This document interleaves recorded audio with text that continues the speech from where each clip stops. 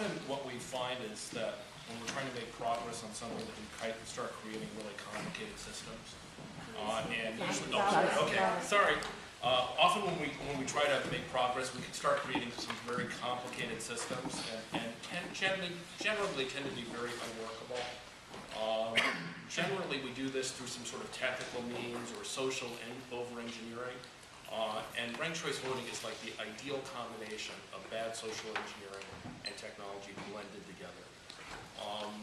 And when we look at it, it doesn't really meet up to the good intentions that probably were there in the first place. And if you think about it, on a national election basis, we can look at the 2000 election, and people who didn't think, Gore was up to snuff as a Democrat, and voted for Ralph Nader.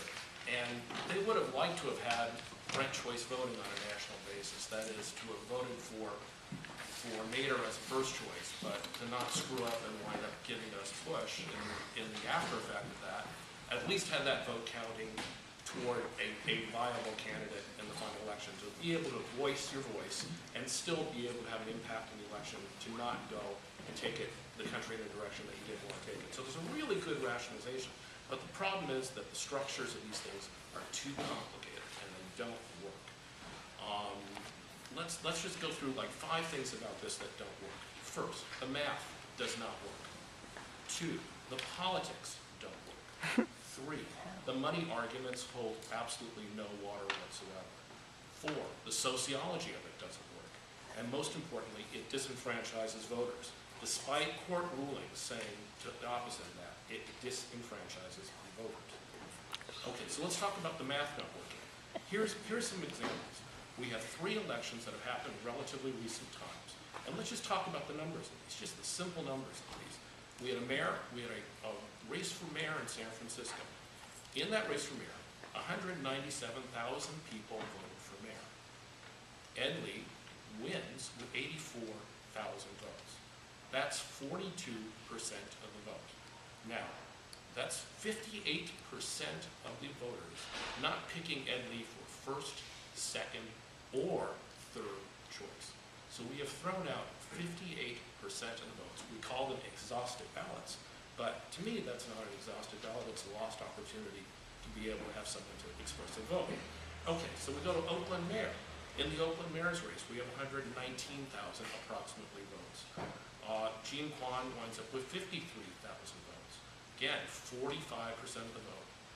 Of that 45% of the vote, 55% of the people voting did not vote for her in first, second, or third choice. That is no preference for this person whatsoever. Let's get to District 10, which is our favorite subject here. Speak up, please.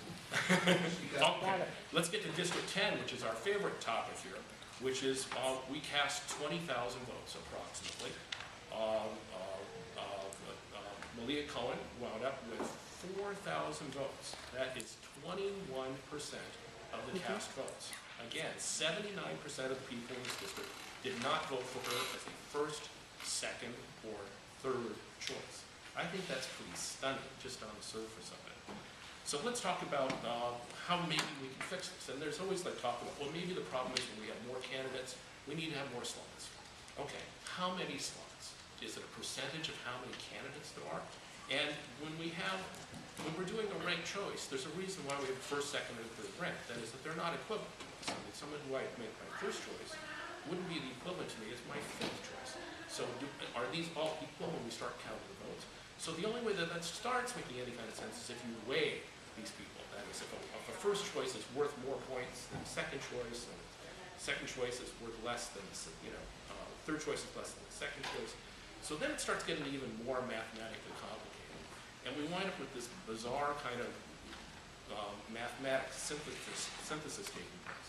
So how do we manage to deal with all these constructs? And it's really kind of difficult because it really can't be done because it's just too complicated. Clay has a system that is even more complicated with the idea of ranking people, but even finer tuned. But again, it's too complicated. So let's talk about why the politics don't work. And the politics don't work is, do the results of these elections look any real different than they did before? It ain't, oh, sorry. Okay, so I'm gonna hurry up. Let me speed it up here. If your candidate is basically not, and if you voted for a fourth or fifth choice, you have no recourse in the next part of the election. Your vote is thrown away. You never even get to that next stage of the election. If you are talking about how money is an issue in the elections, certainly we can save on doing a runoff by doing the mail-in ballot. It works really well in Oregon. It certainly should. Okay, should pick up the stage. Thank you, Jason. Clay, what's your take on this? Well, first of all, I'll just tell people briefly what